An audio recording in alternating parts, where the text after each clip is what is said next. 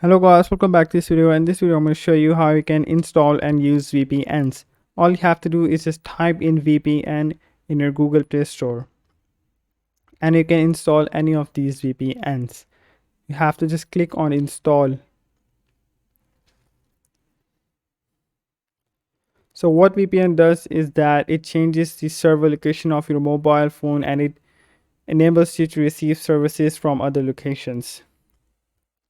All you have to do is just open up your application and you can enable optimization of your battery because it just keeps on running in the background. That consumes a lot of battery.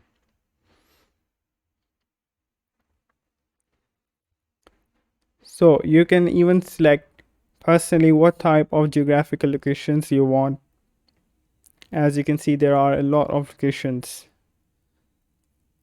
You have to just click on connect and you have to click on OK and your VPN is set up. As you can see, you're seeing a small VPN written at the top that shows that VPN is working, or you'll see a key at the very top of your screen. So that's how you use VPNs. You can install it just from your Google Play Store, and that's it. Thank you guys for watching. Please like and subscribe.